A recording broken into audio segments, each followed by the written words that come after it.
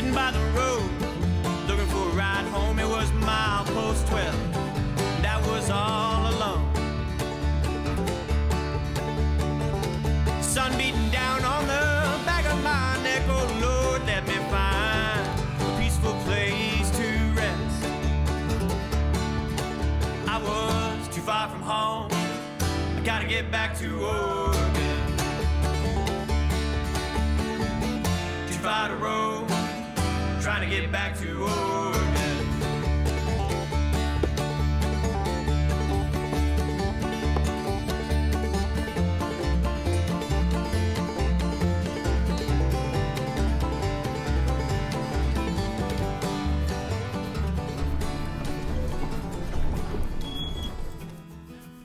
As we made our way down from the mountains, we found ourselves on some less than favorable roads in our effort to avoid the Mille Fire. The brush had ripped apart the plastic protective plate on the bottom of the Subaru, but a quick fix of duct tape later and we were on the road again. Our detour led us through a section of high desert sagebrush, where we were able to catch close-up views of the tankers fighting the nearby fire.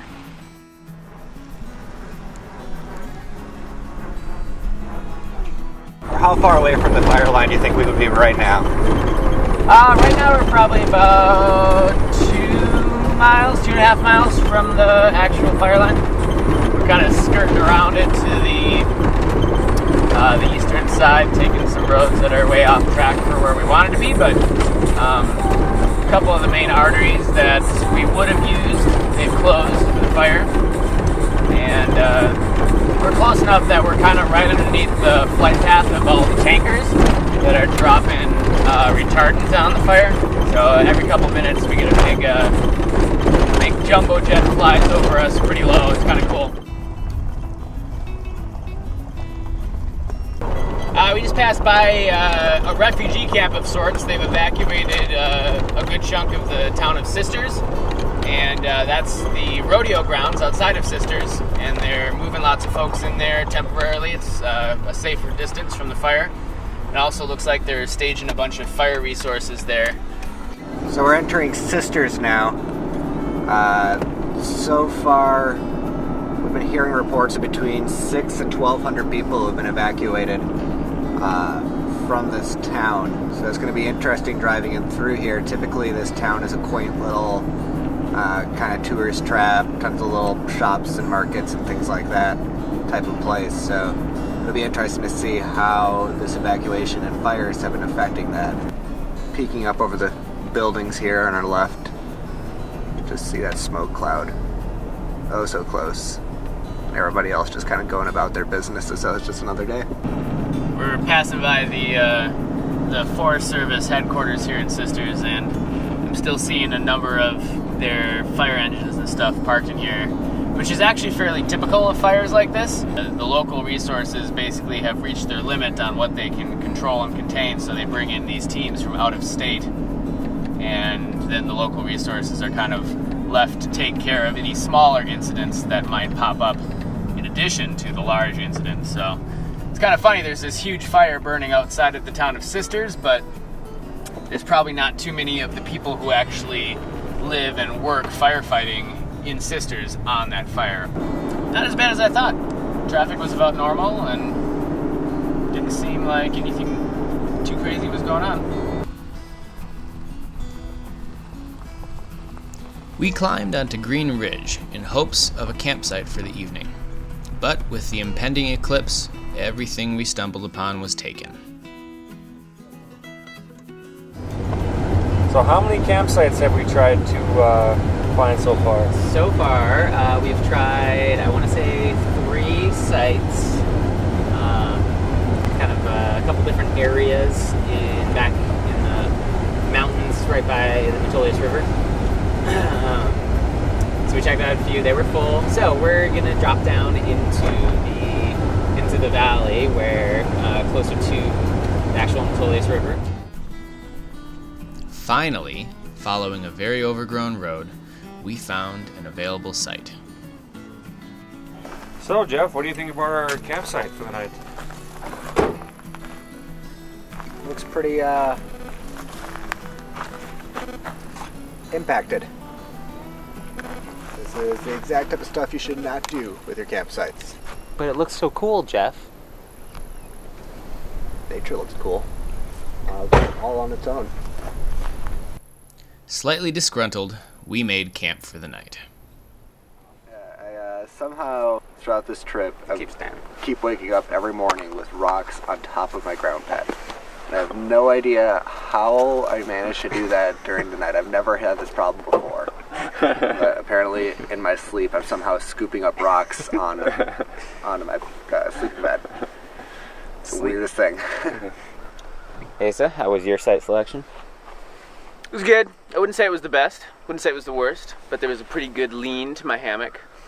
Pretty good space for my sleeping pad. My sleeping pad did shoot out the side this morning. That'll happen. Yeah, today we get to drive on some pavement for a while. Most of the day. Most of the day. It's going to be another travel day. But we'll still be able to see some cool spots. We're going to pass over the mountains again. We've been on the eastern side of the mountains for the past 3 days. Something like I that. think. Sounds 3 days. right. Mm-hmm. And so we're going to pass back over to the valley, the western side, drop down into the temperate rainforest a little bit. Jeff might find a good site tonight. Jeff might find a good mossy site tonight, but probably not, because our intended site tonight is back up into the mountains, back up to the low alpine. Hopefully not get overwhelmed with the amount of people out enjoying this weekend camping. Coffee. Coffee. Coffee. It needs the socket wrench. That seems kind of silly that the filter isn't just like a snap off. Yeah, right? Isn't that a stupid design? Yeah. We thought so too.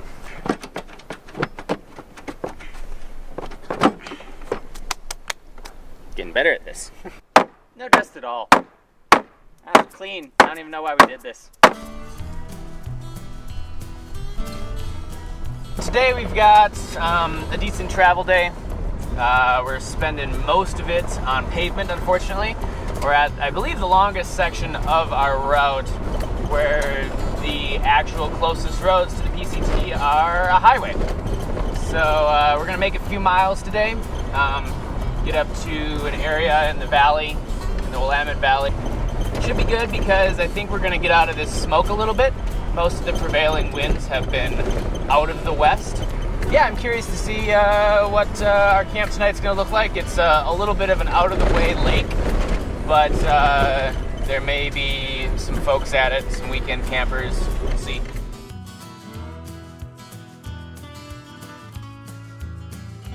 In front of us right now is Mount Jefferson, but you couldn't see it because we are very close to Mount Jefferson. Very close to the edge of where the Whitewater Fire is, which is another large fire in Oregon. Currently, we've got the Mille Fire that is getting close to 7,000 acres, and this Whitewater Fire here, which started earlier than the Mille Fire, is about the same size. But so smoky that you can't see anything. It is reminiscent of being in a nice, foggy coastal forest, though. Except that you can't breathe. What's everybody doing out there, Asa? Recreating on the water. Ah.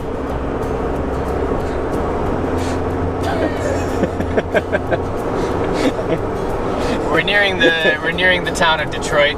Small little, originally logging, now tourist town in kind of west central Oregon in the valley.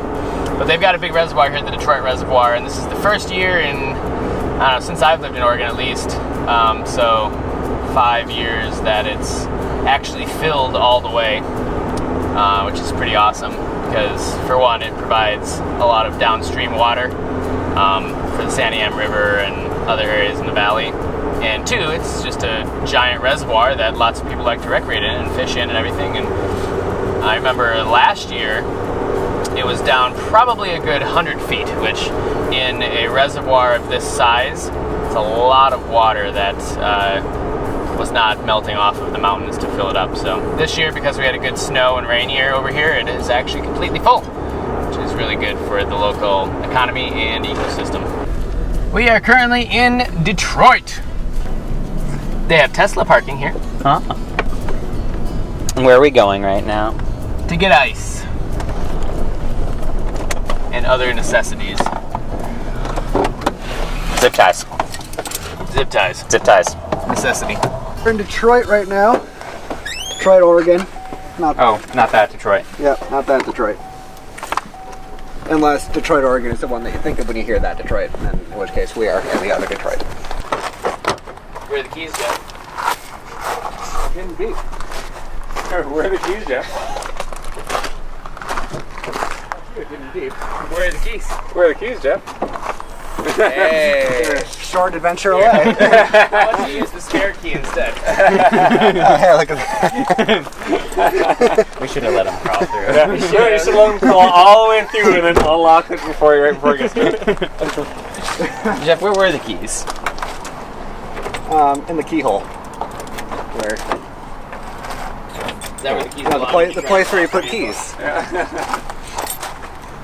So we're here to pick up some supplies and see the crowds of people who really enjoy visiting places like Detroit, Oregon.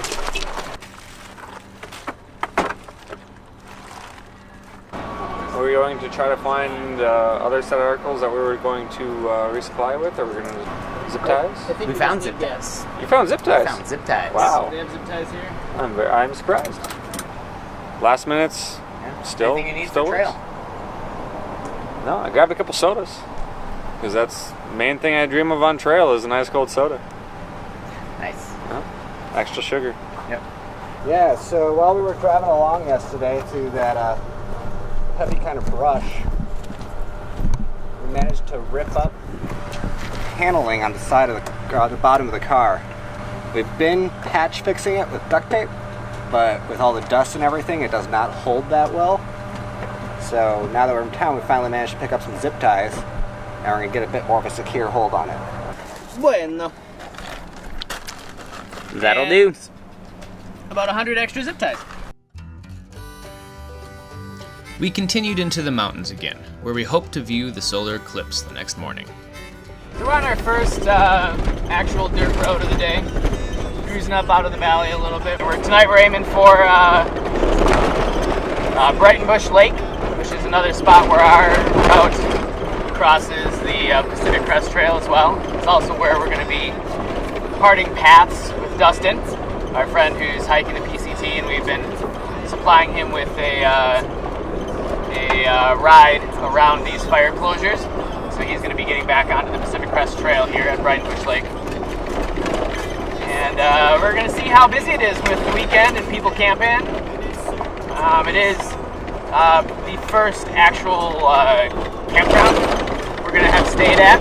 But this road up is a decently rough one as well, so I'm excited to drive it. It'll be fun. Getting a little low on fuel. Both rigs are about half full currently. Our next fuel up opportunity won't be for another day and a half-ish.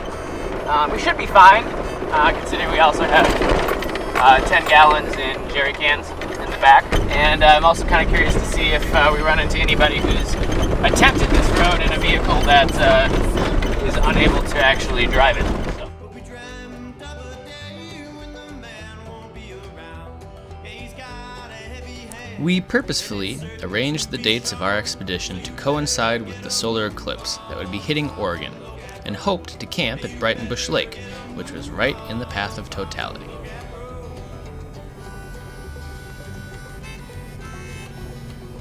Get a move on.